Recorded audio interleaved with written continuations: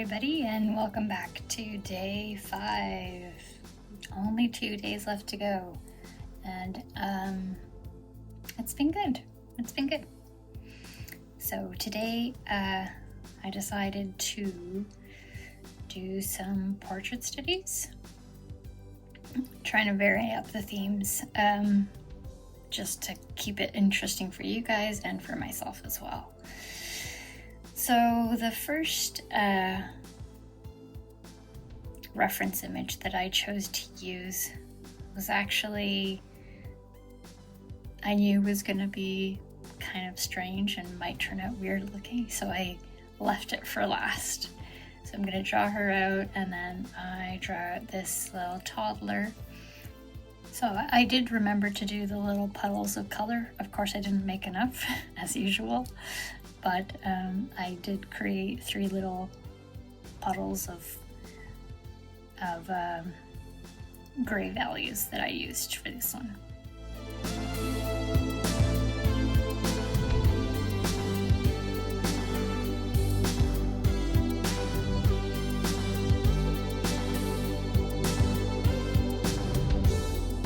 I find I'm attracted to a lot of like fairy looking faces, girls with like eyes that are wide apart and have kind of a heart-shaped face. But those kinds of faces are actually very hard to render, or I find them hard to render because they have to be so perfect, and they're very smooth, like young faces in general. And I think that faces that have more creases and are older tend to be more interesting to do and easier to find kind of reference points.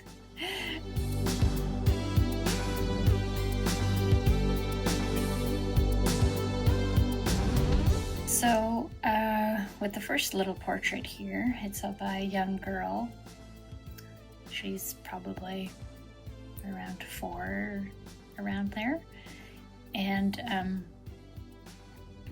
yeah, baby faces are also in the same category as young people faces, where they're so smooth it's almost like you don't want to define anything other than kind of like a shading. So it can be hard because they have a tendency to like look like little creatures if you don't do them right, which it did end up doing. I like this little portion here where it looks like she has a 5 o'clock shadow. I just found that funny. But I did like the kind of like drama of the photograph, and it's good to try different kinds of faces and different ages and just see what you can do.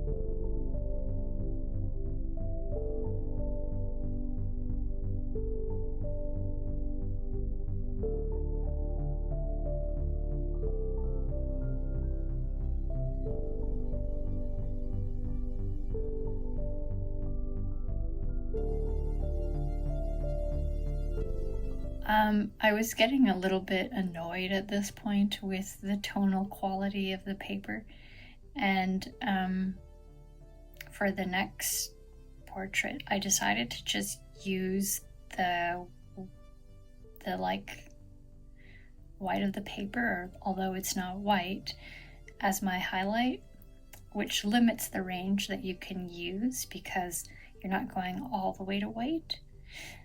But it was throwing me off, and maybe that's from having practiced for the last few days.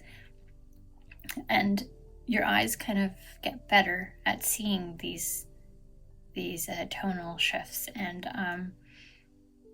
I mean, that's kind of what you're doing when you're like training yourself to draw or paint. You're training yourself to see, you know, because there are things that you don't notice unless you're starting to look for them.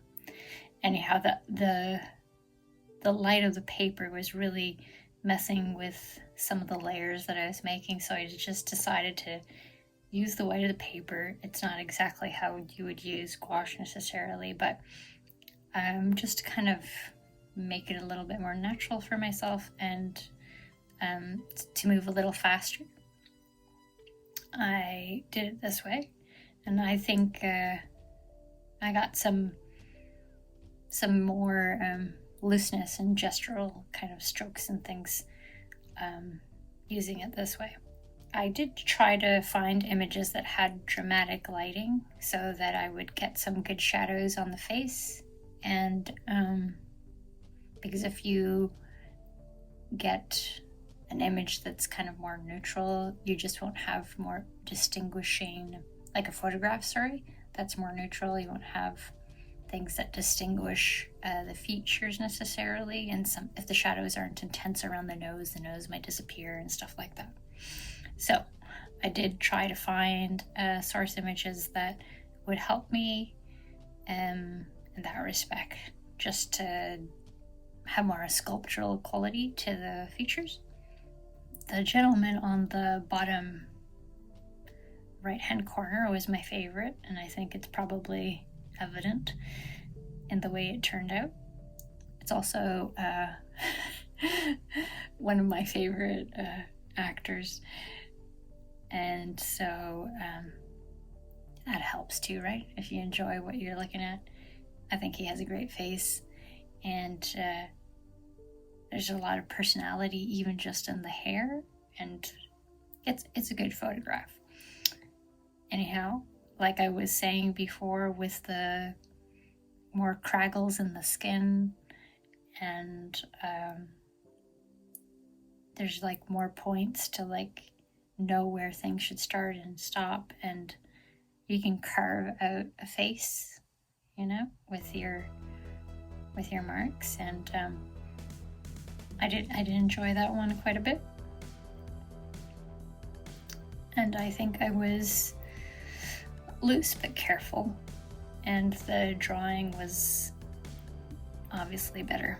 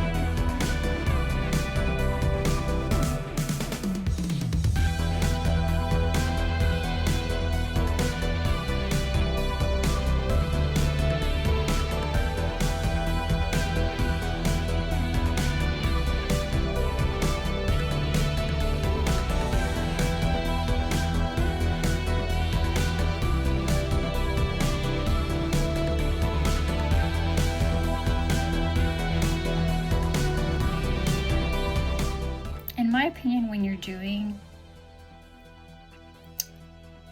like a reference study, you don't have to have your reference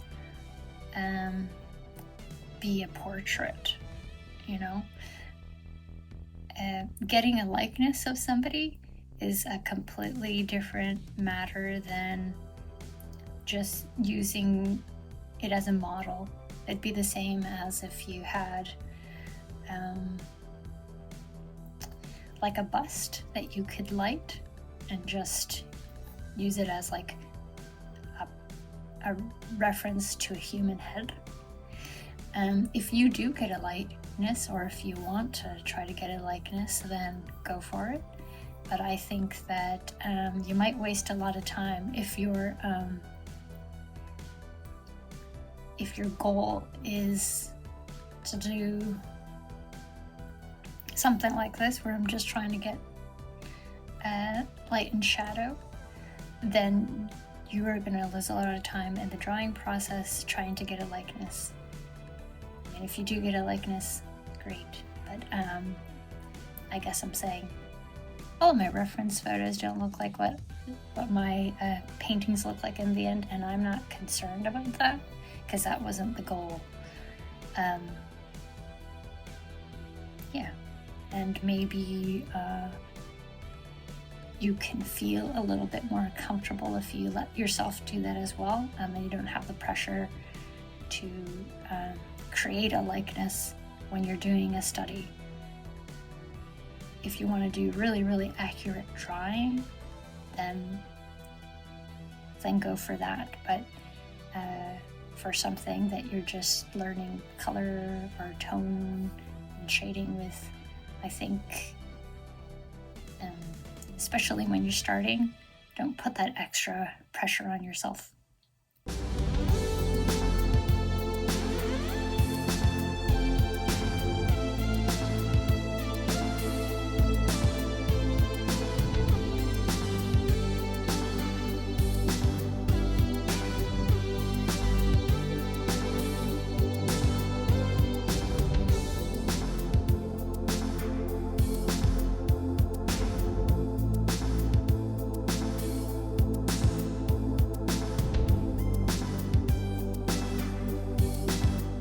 Tomorrow I'm going to use color, and I'm looking forward to it, but also very wary, and wish me luck. You know, you finally get comfortable with something, and then you're gonna throw in a wrench into the mix, and yeah, it's a little bit intimidating right now, but I do want to get into the color properties of this because I think gouache is super cool if you can do fun color play. I'm not so good at that, but when I see it done, it's really exciting to me. And yeah, I would like to be able to use it as a tool for like color planning, and also I just want to get comfortable with it so I could use it in the same way that I do with watercolor, just kind of like whip it out and play around and kind of get ideas and things.